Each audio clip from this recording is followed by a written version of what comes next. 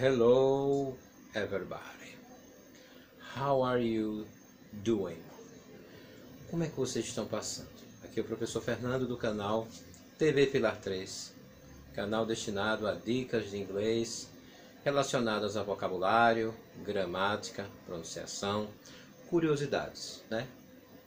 É importante que vocês se liguem nesse canal, curtam, compartilhem todas as informações necessárias para o aprendizado da língua inglesa, tá certo?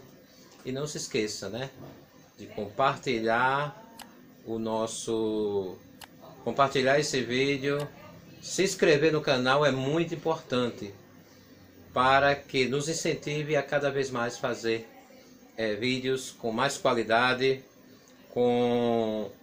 objetivando o aprendizado da língua inglesa, né? Aqui você aprende interagindo com o vídeo, participando dos nossos desafios. Sempre no final do vídeo, ou quase sempre, temos um desafio.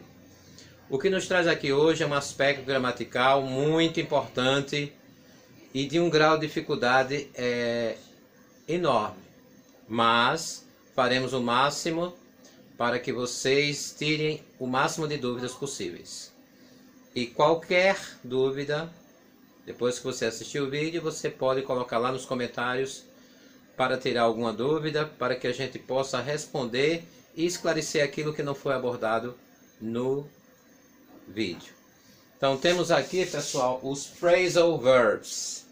Phrasal verbs, né? Que são verbos que acompanham a preposição ou outro advérbio. Então, fique aí, não saia aí do canal. Já já voltamos com os phrasal verbs.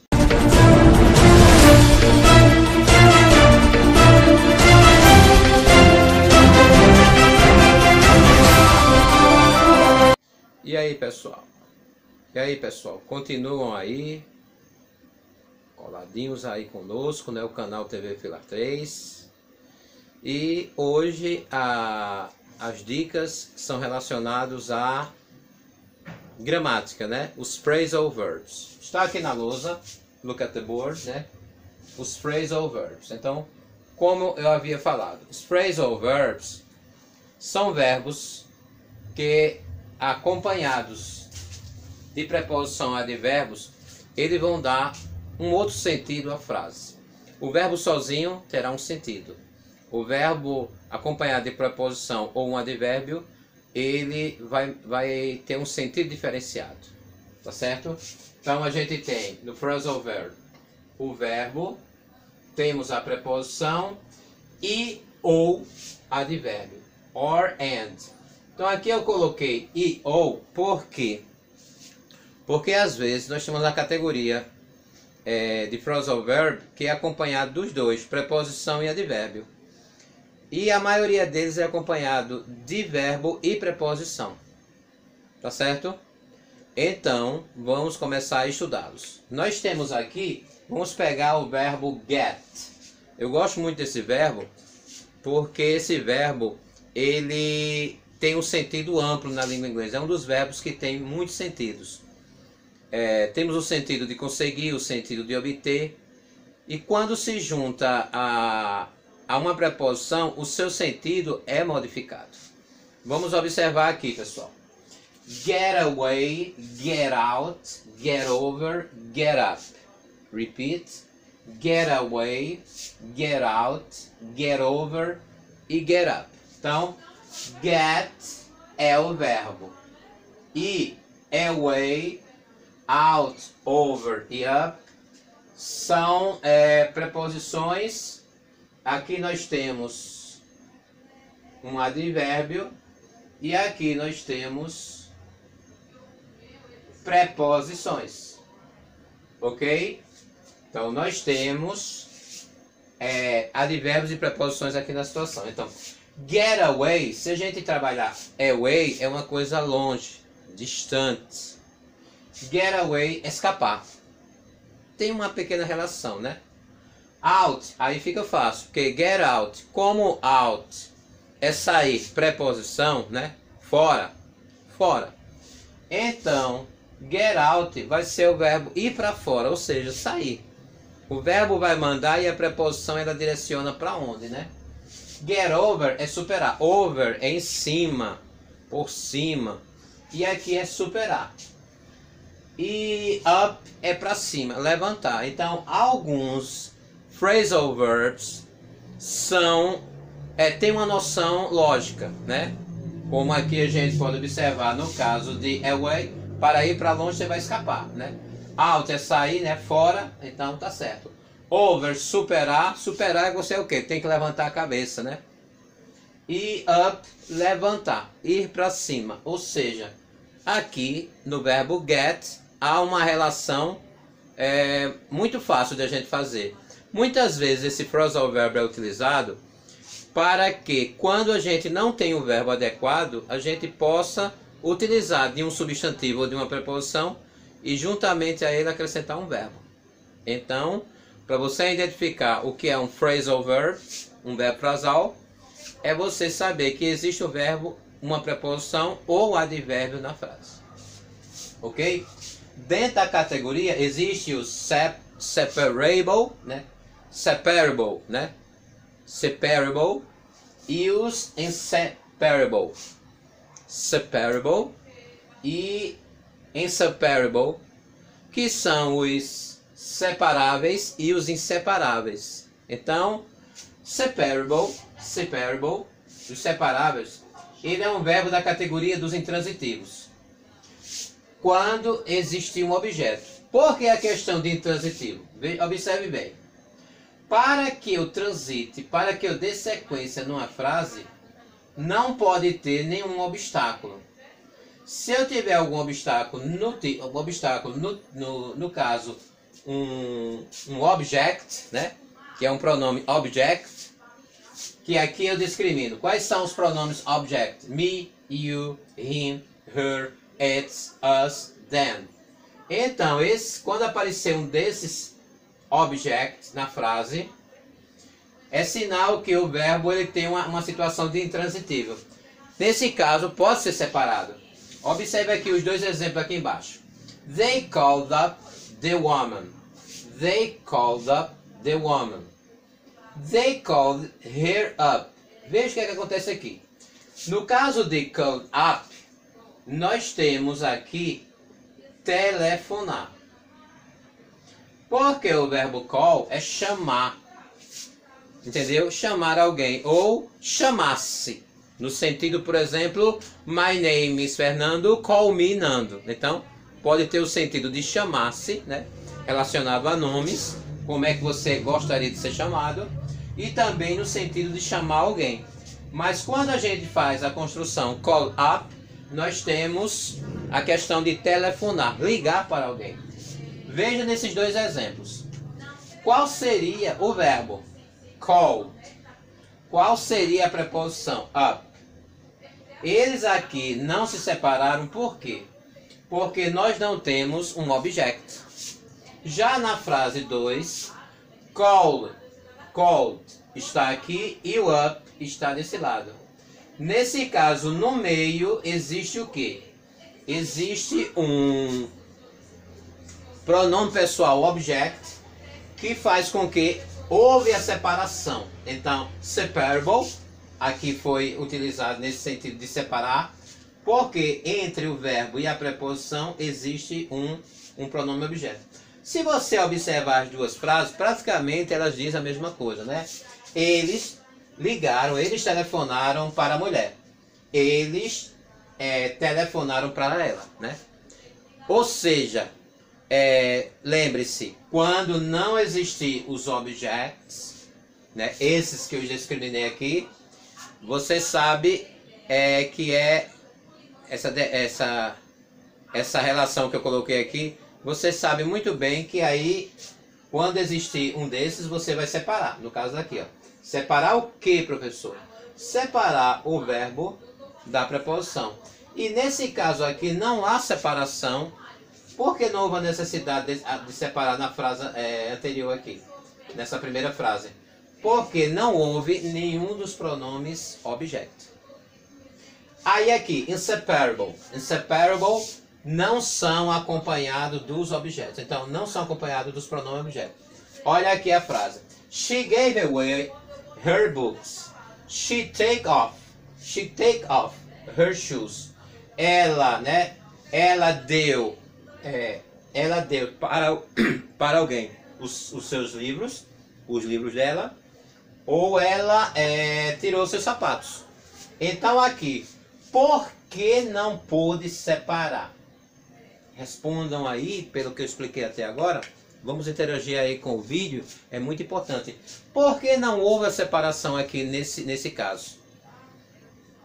A resposta correta é porque não houve nenhum dos pronomes pessoais object que estão aqui. Se assim tivesse, então poderia ser separado. Então, só separa, só divide o verbo em relação à preposição, a preposição em relação ao verbo, quando tiver, depois do verbo, um pronome object. Entendeu, gente? Então, essa primeira categoria dos phrasal verbs está na separable e unseparable, que é separável e inseparável. Então, observe bem aí o vídeo, que aí é de fácil compreensão, certo? Mas vamos dar continuidade. E então, vamos dar continuidade, né? Dar continuidade ao phrasal verb, né? E aqui, temos aqui outra subdivisão, né? Outra classificação dentro do phrasal verb. É o chamado prepositional verbs, que no caso está dentro da categoria do que a gente falou. Os inseparable são aqueles que não podem ser separados. Aí eu vou lembrar vocês, não pode ser separado por causa de quê? Analisa a frase. They called on the woman, né? They called on the woman. Então, o que a gente vai observar aqui, né? Vamos observar que nesse phrasal verb existe pronome objeto. Quais são os pronomes objetos? Quem está lembrado aí? Vai dizendo aí. Quais são os pronomes objetos? Me, you, him, her, it, us, them. Existe algum deles? Então, nesse caso, não podemos separar. São verbos preposicionais porque são acompanhados de preposição. Nesse caso, não pode vir advérbios. Então, nesse caso, não vai vir advérbios. Por quê? Porque são verbos preposicionais. Já no segundo caso, phrasal prepositional verbs, ou chamado three-word verbs. Por que chamar? Eu gosto mais do termo three-word verbs, porque a gente vai ter três termos, três palavras. Vai ter um verbo, verb, plus preposition, plus adverb. Então nós vamos ter os três elementos na frase. Ó. Get away with. Get away with. Nós temos o que aqui? Get. Get. Temos o verbo. Away. Temos um advérbio. E with. Temos uma preposição. Então, nesse caso, nós temos o verbo safar-se. O que é safar-se? Se livrar de algo, né? E aí nós temos a frase: The students get away with homework. Repeat. The students get away with homework. Os estudantes se livraram, se safaram da tarefa, né? Então o professor acabou se atrapalhando no tempo e ele saiu e esqueceu de dar a tarefa, supondo, né? Que seja assim. Aí nesse caso, os estudantes se safaram. Então, nesse caso, nós temos 1, 2, 3 words.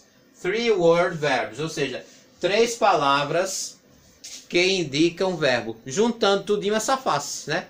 A gente não vai fazer ao pé da letra get, né? Conseguir away, longe, e with com. Veja que praticamente não aparece nada disso se a gente for traduzir ao pé da letra. Então, uma das regrinhas que é muito importante é, nesse caso de phrasal verbs, não se traduz palavra por palavra. A gente tem que fazer o quê? A gente tem que encontrar a tradução de todo o termo. Pessoal, se tratando de phrasal verbs, tem duas situações que vocês precisam destacar, muito importante. Primeiro, não é um assunto fácil. Aqui eu estou passando uma milésima parte dos verbos que tem. É bom que vocês procurem a relação dos principais phrasal verbs. E aí, pessoal, quero fazer um desafio que não é o desafio principal ainda. É um desafio relacionado a você procurar alguns phrasal verbs e colocar aí nos comentários. Coloque aí, coloque aí nos comentários que phrasal verbs vocês conhecem, qual o significado dele e se puderem colocar em forma de uma frase, tá certo? Com essa prática você consegue aprender. Sem essa prática e somente com esta aula, esse vídeo de hoje, não tem como a gente aprender tudo. O objetivo principal desse vídeo foi a questão estrutural. Não foi muito nem a questão de significado, porque a gente dos phrasal verbs não pode se apegar a eles. Então, o conselho que eu dou. Então, o desafio que eu faço, o primeiro desafio é justamente poder fazer o quê? Colocar phrasal verbs lá na descrição, nos comentários aí deste vídeo. E chegou a hora da nossa practice, o nosso desafio, a nossa parte prática. E é muito simples. Um é mais ou menos e o outro, pelo que eu expliquei até agora. Qualquer dúvida, volte no vídeo e veja desde o início, quando eu começo a falar sobre todas as estruturas. Qual o desafio aqui, pessoal? Presta atenção. Esse aqui a gente vai fazer uma translate, ou seja, uma tradução. Eu quero saber qual é a diferença no significado de look, look at, look for. Busquem. Vamos ver se alguém sabe já isso. Qual a diferença? Ou seja, qual o significado de look, qual o significado de look at e qual o significado de look for. E nesse daqui, você vai marcar qual é que está correta. A que está correta é she gave back him money ou she gave him back money. Né? Devolveu o dinheiro, ela devolveu o dinheiro. Ambas estão falando disso. Mas de acordo com uma palavrinha, que eu não vou dizer qual é, que aí eu estou facilitando.